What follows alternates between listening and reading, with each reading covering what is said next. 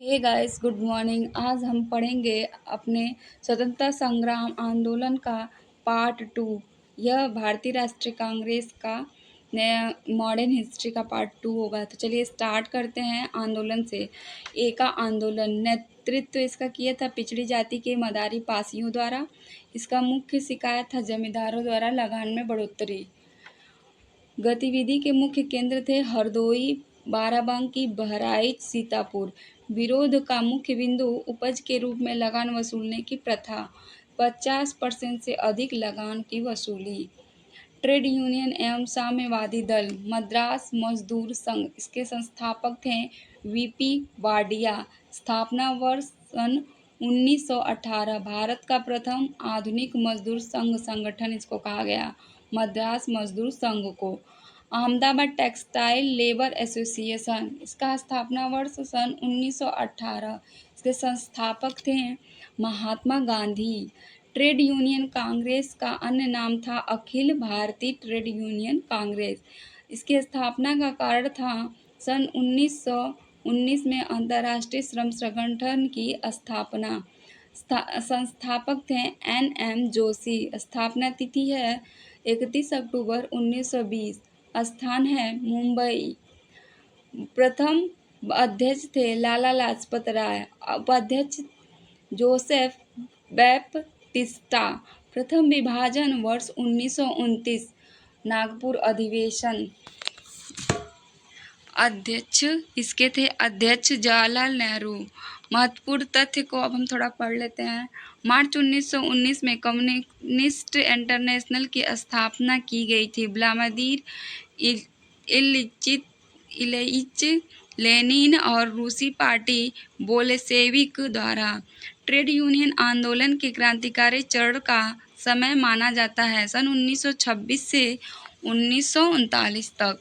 Communist international के सदस्य बनने वाले पहले भारतीय थे एम.एन. राय।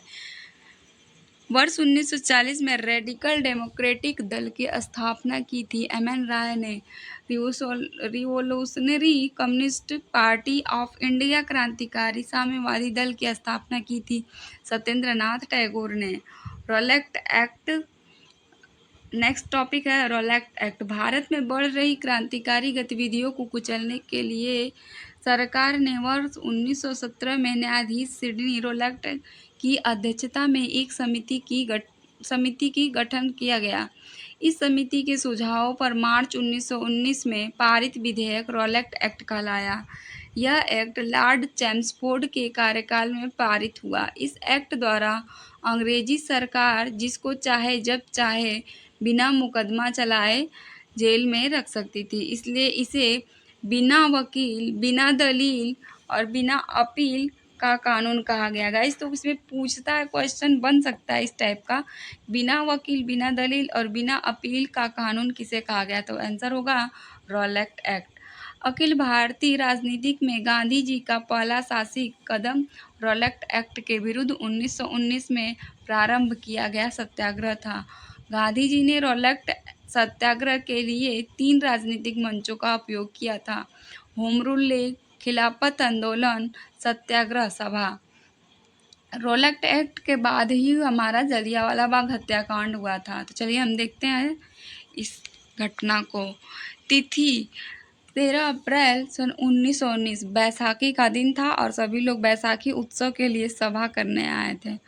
और किसको पता था कि ये इतना बड़ा कांड हो जाएगा।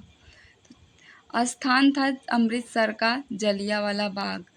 सार्वजनिक सभा का आयोजन डॉक्टर सैफुद्दीन किचलू और डॉक्टर सत्यपाल की गिरफ्तारी तथा ब्रिटिश दमन का विरोध करने के लिए।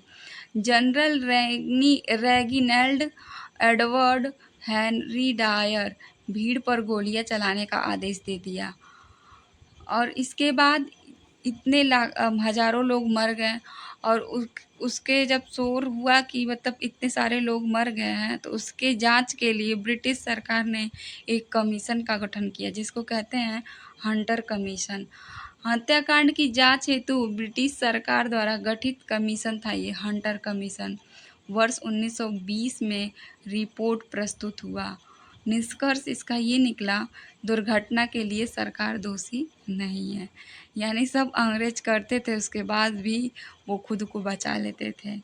डायर का कार्य केवल निर्णय लेने की भूल थी। मतलब डायर गोली तो चलवाया, लेकिन उसकी ये गलती नहीं थी। उसकी गलती बस इतनी थी कि वो निर्णय लेने में गलत कर दिया कि हाँ, उन लोगों पे वो गोली चला दिया। तो चलिए गाइस, मिलते हैं अपने नेक्स्ट वीडियो में।